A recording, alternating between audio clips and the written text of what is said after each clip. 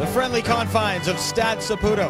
9 of the expansion Impact's 11 wins have come right here. The road, well, that's been a bit of a different story. Montreal just one change from the team which beat San Jose last weekend. Alessandro Nesta is fit to return in the centre of defence after missing 2 games with a knee injury. He replaces the suspended Hassoun Kamara. And Dudar returned to the back four. Lewis Neal starts in midfield.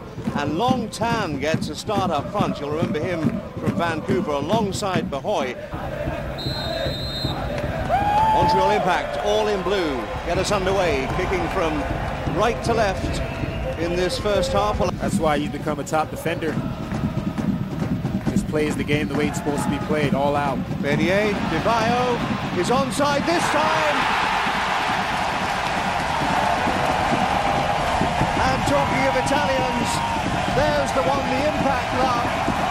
This time there was no flag. And Montreal have their lead. It's De Vaio. Montreal 1, DC United 0.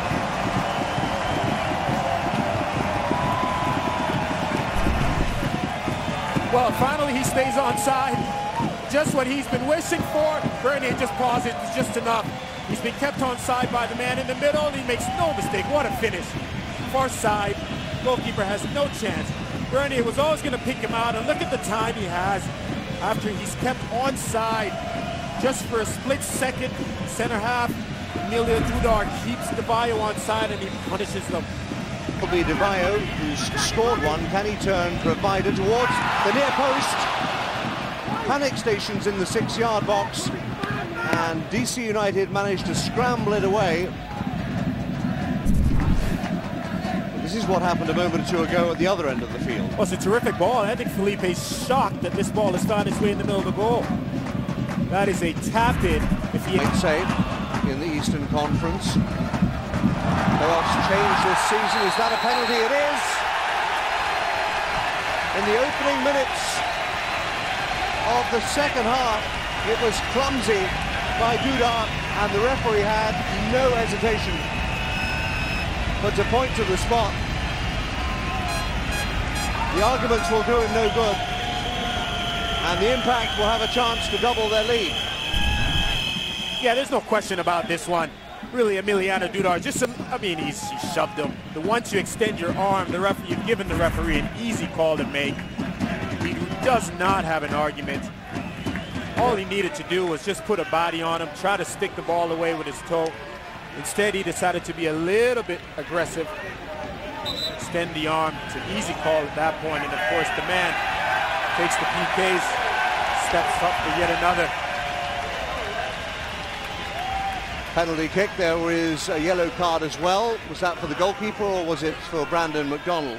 It's for McDonald, preaching his case, but really a case they will always lose. Chris Bernier has scored 5 of his 7 goals this season from the penalty spot. Can he make it another one? He can. Trademark Bernier. Impact double their lead. It might be a winning lead. It's 2-0 to Montreal.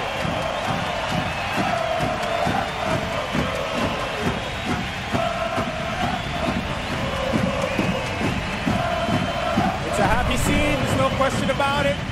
Patrice Bernier, we've seen him do this umpteen times while he just freezes the goalkeeper with that stutter step and puts it where the goalkeeper is not.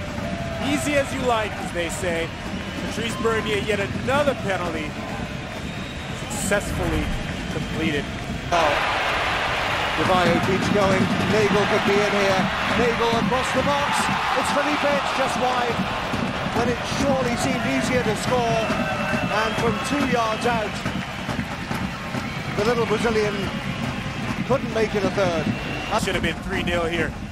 Starts with De Vaio, plays the ball down the line to Lamar Nagel. Plenty time to find Felipe, and he's just got to anticipate. It's a little bit like the chance he missed early in the first half. Trying to flick it over the top. Here Rosario is onside. There's no flag this time. Played across the box. This could be the goal. Well, that's a terrific piece of athleticism from Troy Perkins, and a standing ovation all around the Stade Saputo, because that should have been the goal that got DC United back into the game. Well, he shuffles his feet across quite nicely, but I think, frankly, this has to go in. There's a question of offside on Dero as it is. He's just intelligent and lays it across, but Perkins makes his body as big as possible. This really... Boskovic turns, measures the ball. This time Perkins doesn't get there, but it won't count. He was fouled in the opinion of the referee, and even though the ball has ended up in the back of the net, it will be a free kick to Montreal. Yeah, I think DC United here is grabbing for straws, really.